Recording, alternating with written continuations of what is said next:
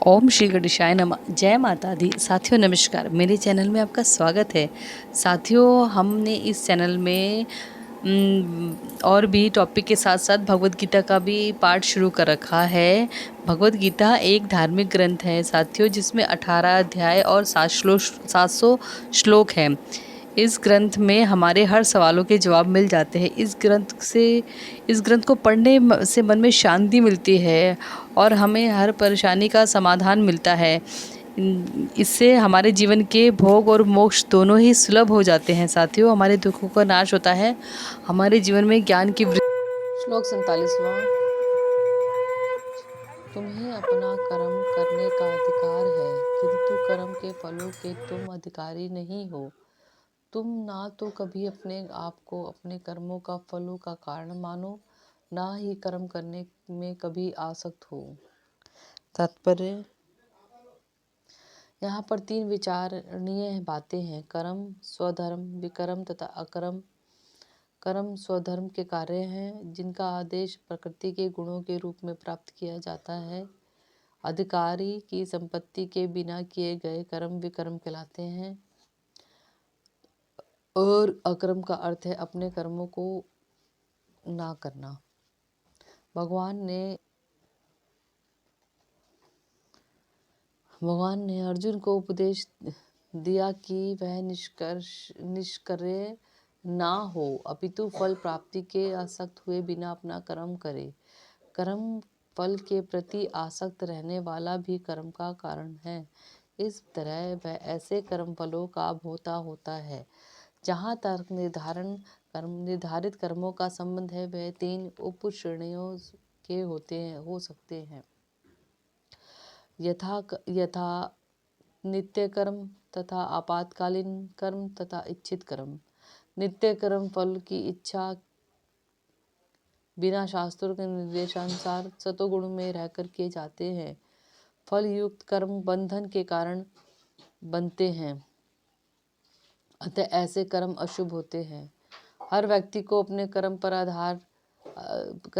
पर अधिकार है, किंतु उसे फल से अनासक्त होकर कर्म करना चाहिए, फल की इच्छा किए बिना। ऐसे निष्काम कर्म निस्संदेह मुक्ति पथ की ओर ले जाने वाले हैं। अतः भगवान ने अर्जुन को फलासक्ति रहित होकर फलों की इच्छा के बिना कर्म करने के रूप में युद्ध करने की आज्ञा दी।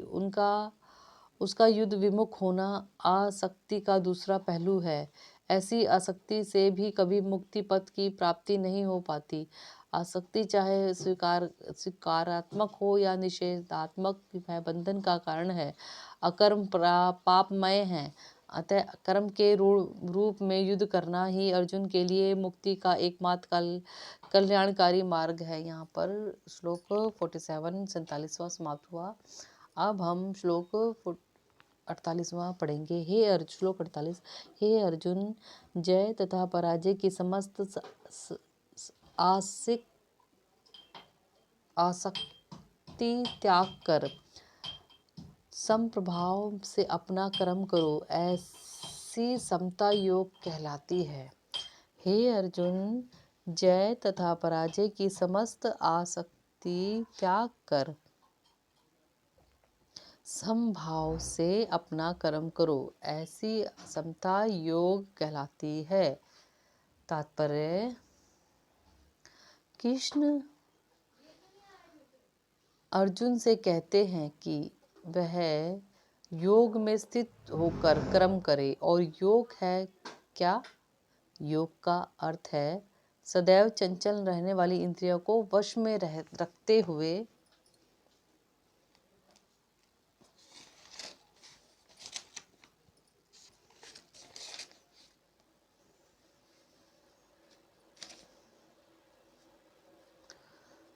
परम तत्व में मन को एकाग्र करना। और परम तत्व कौन है? भगवान ही परम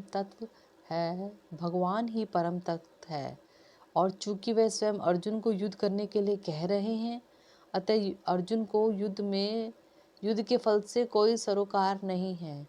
जय या पराजय कृष्ण के लिए विचारणीय है। अर्जुन को तो बस श्री कृष्ण की निर्देशानुसार कर्म करना है। कृष्ण के निर्देश का पालन ही वास्तविक योग है और इसका अभ्यास कृष्ण भावनामृत नामक विधि द्वारा किया जाता है। एकमात्र कृष्ण भावनामृत के माध्यम से ही स्वामित्व भाव का परित्याग किया जा सकता है। इसके लिए उसे कृष्ण का दास या उनके दासों का दास बनना होता है। कृष्ण भावनामृत में कर्म करने का यही एक विधि है जिससे योग में स्थित होकर कर्म किया जा सकता है। अर्जुन क्षत्रिय है, अतः वह वर्णाश्रम धर्म का अनुयायी है। विष्णु पुराण में कहा गया है कि वर्णाश्रम धर्म का एकमात्र उद्देश्य विष्णु को प्रसन्न करना है। सांसारिक नियम है कि लोग पहले अपनी तुष्टि करते हैं, किंतु यहाँ तो अपने को तुष्ट ना करके कृष्ण को तुष्ट करना है। अतः कृष्ण को तुष्ट किए बिना कोई वर्णाश्रम धर्म का पालन कर भी नहीं सकता। यहाँ पर परोक्ष रूप से अर्जुन को कृष्ण द्वारा बताई गई विधि के अनुसार कर्म करने का आदेश है। राधे राधे कृष्णा, राधे राधे। यहाँ पर श्लोक 39वां पढ़ेंगे हम। हे धनंजय,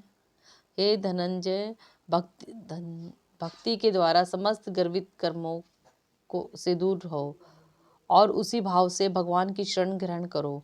जो व्यक्ति अपने सकाम कर्म फलों को भोगना चाहते हैं वे कृपण हैं। तात्पर्य, जो व्यक्ति भगवान के दास रूप में अनेक स्वरूप को समझ लेता है तो वह कृष्णा भावना अमृत में स्थित हो रहने के अतिरिक्त सारे कर्म को छोड़ देता है। जीव के ऐसे ही भक्ति का कर्म का सही मार्ग है। जीव की ऐसी भक्ति कर्म का सही मार्ग है। केवल कृपण ही अपने सकाम कर्मों का फल भोगना चाहते हैं, किंतु इससे वे भवबंधन में और अधिक फंसते जाते हैं। कृष्ण भावनामृत के अतिरिक्त जितने भी कर्म संपन्न किए जाते हैं वे गर्हित है, क्योंकि इससे कर्ता जन्म मृत्यु के चक्र में लगातार फंसा रहता है। अतः कभी इसकी आकांक्षा भी नहीं करनी चाहिए कि मैं कर्म का कारण बनूं। कृष्ण भावनामृत में हर कार्य कर कृष्ण की तुष्टि के लिए किया जाना चाहिए। कृपणों को यह ज्ञात नहीं है कि